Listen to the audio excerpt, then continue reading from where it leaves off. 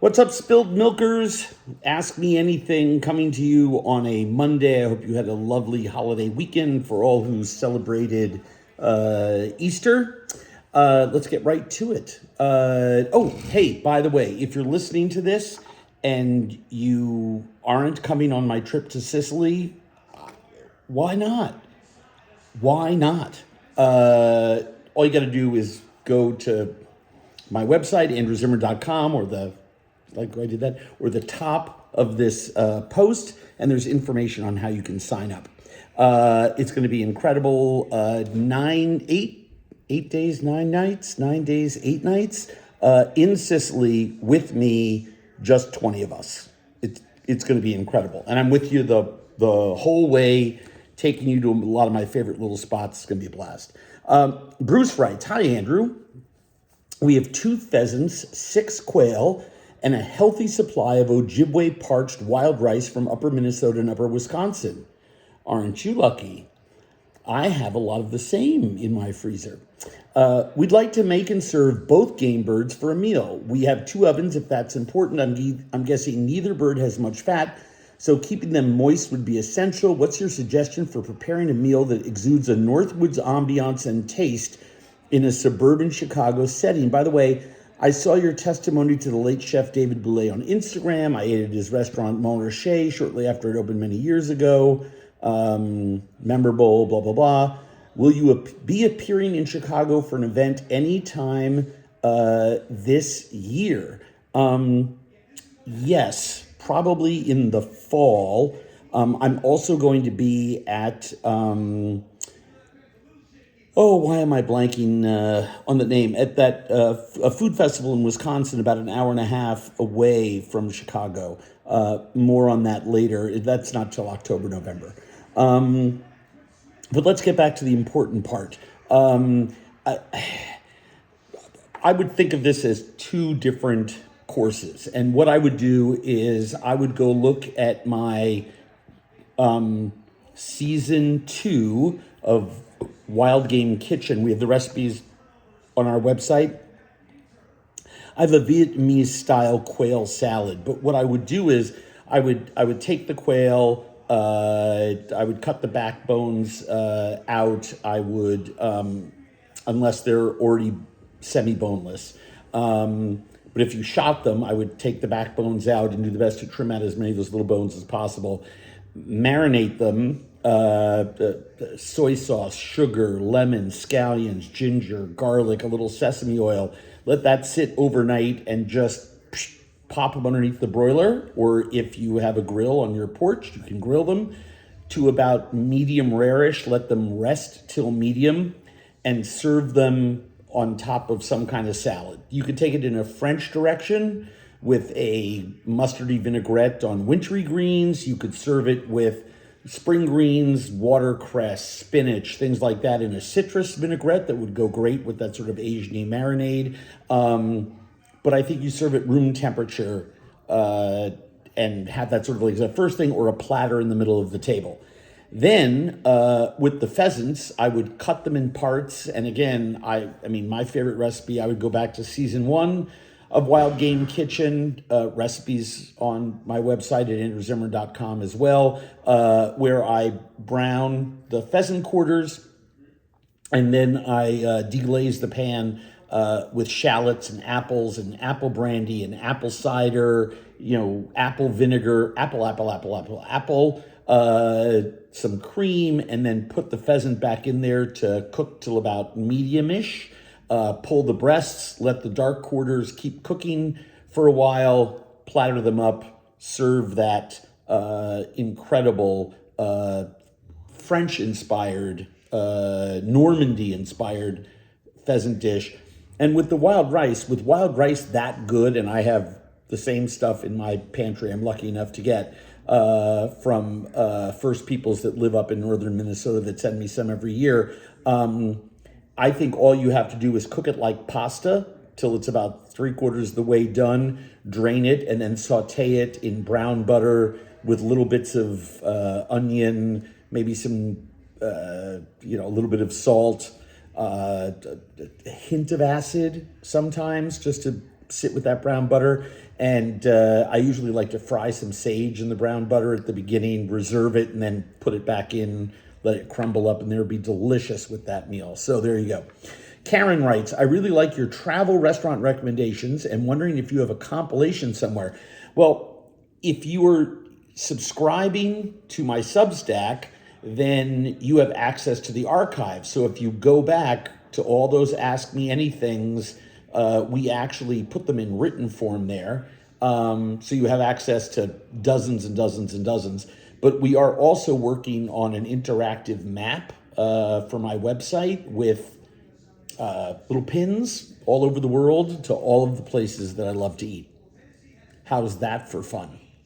We're going to Santa Fe. Would appreciate your culinary input. Wow, Santa Fe, great part of the world. Love it. Been there, shot some shows there. Geronimo is fantastic. It's, it's literally a restaurant that's used to be a home. It's just absolutely spectacular. The food is great. And by the way, everything here is, either inspired by true New Mexican First Peoples food, or the food across the border in Mexico, or a Southwestern United States kind of vibe. I don't go to Santa Fe to eat Thai food. The same reason I don't go to Thailand to eat pepper-rubbed elk tenderloin. Anyway, so go to Geronimo. The Shed is really great. They're famous for their red and green salsas. They do a lot of stuff Christmas style. Fantastic pozole and great enchiladas. Let's see. Saison. There are a couple highly awarded restaurants in that part of New Mexico. Saison is one of them. 2022, the chef at Saison, Fernando Olea, won the James Beard Award for that part of for that region. And his chilies en nogada is about as good as it gets. If you feel like real grandmother food, go to Tia Sophia's. Spectacular. They didn't invent the breakfast burrito, but they sure have perfected it. Jumbo Cafe. I know this sounds crazy after what I just said about the Thai food, but they have a Kenyan-born chef named Ahmed Obo, who has infused African and Caribbean flavors into Southwestern food, and it works beautifully. The Compound is another restaurant I love. Another James Beard winning restaurant, traditional food, of course. Let's see, what else do I like? Oh, El Chile Toreado, Toreado. They are, it's fantastic. The folks who run the place used to operate food trucks and food carts, and so their street food, their breakfast burritos, their tacos, their adobada, it's just fantastic. Let's see, what else? Horno, Horno.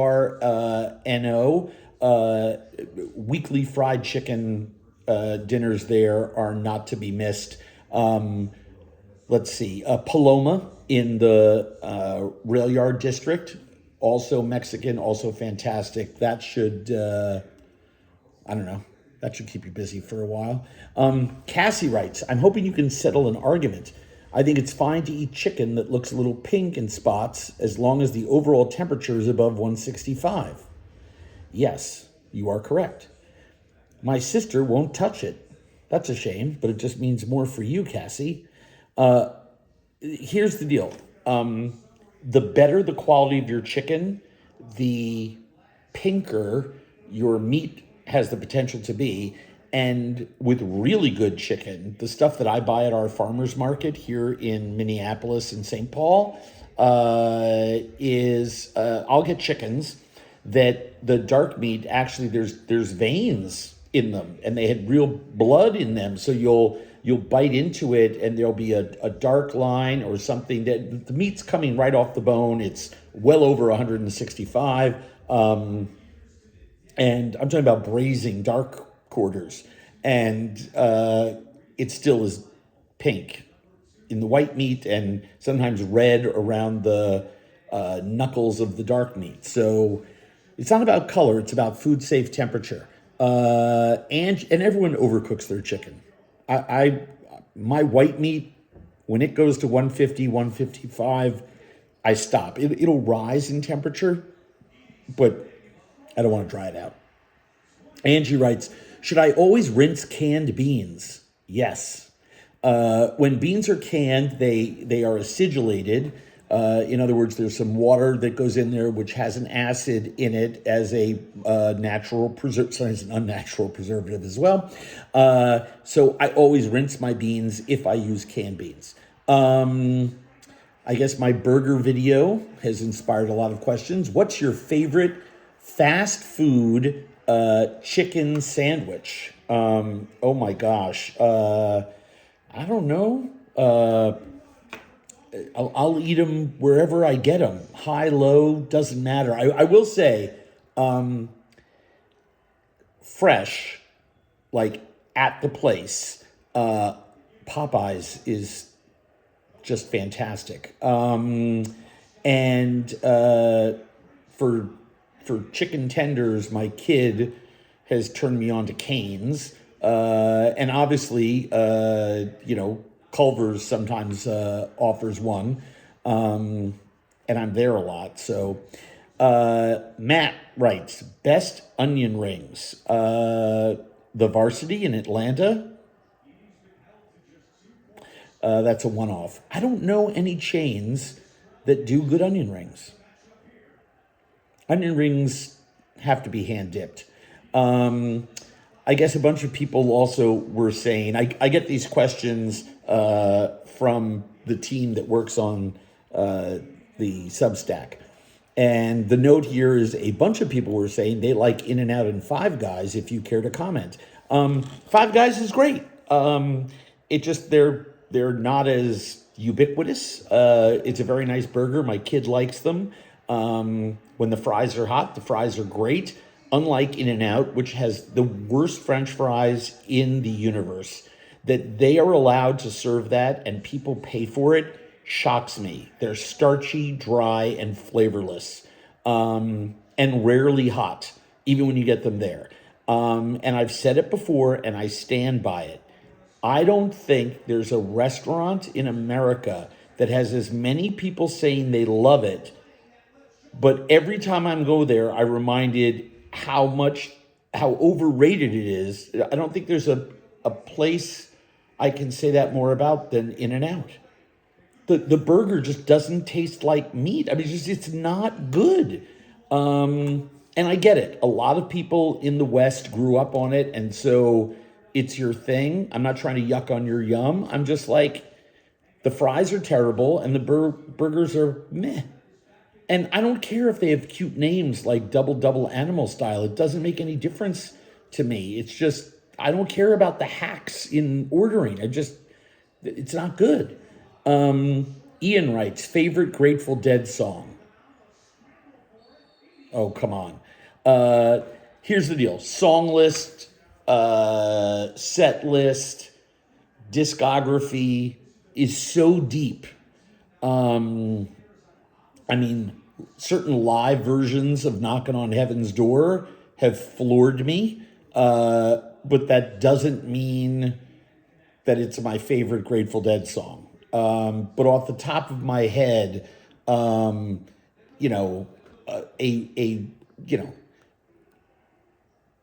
Saint Stephen, Dark Star, when it's a good one, is mind-boggling. Cassidy, when you catch it right, epic. A Good Eyes of the World, amazing.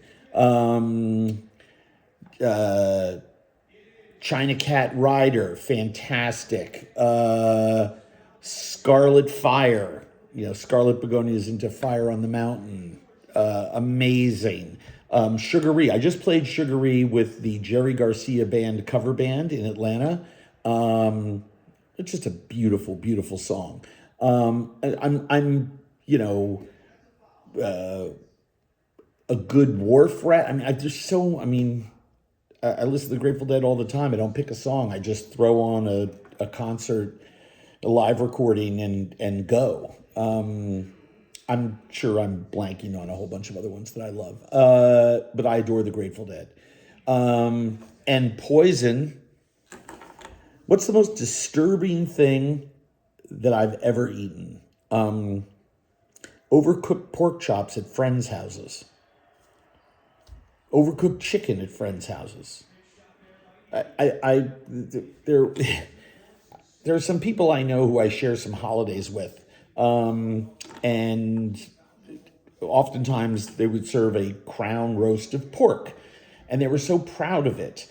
And the running joke for like a decade for me was the insistence that you had to be there at a certain time because the pork was coming out of the oven, it was going to rest, it was going to be served at a certain time. And I was like, what does it matter? It's been sitting in the oven at 375 degrees for 2 hours longer than it needed to be.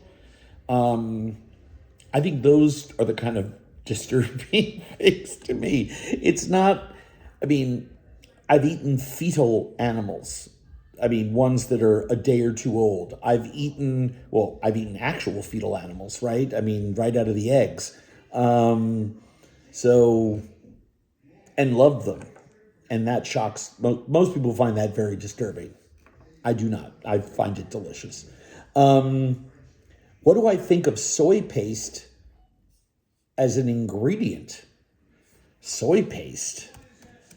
I have to look that up because I'm not sure what you are referring to.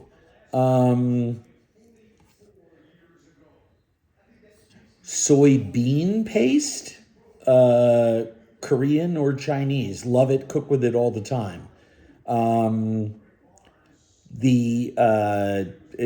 Fermented bean pastes are incredible. Some have chilies, some don't. Both Korean and Chinese. Lots of other cultures do it as well. That's the only soybean paste that I know about, but they're all soybean paste. Hold on. Here's a weird, what is this?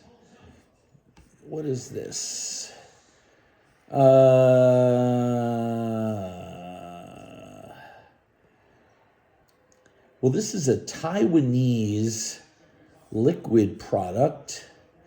Water, soybeans. Oh, it's like a liquid version of it. It's like thick soy sauce. That's odd. But you tell me, is it good? I've never worked with the liquid one. I've worked with soybean pastes, bean pastes made from soybeans and other types of beans from different Asian countries my entire life, and love them. That's it. Come with me to Sicily. Have a great week.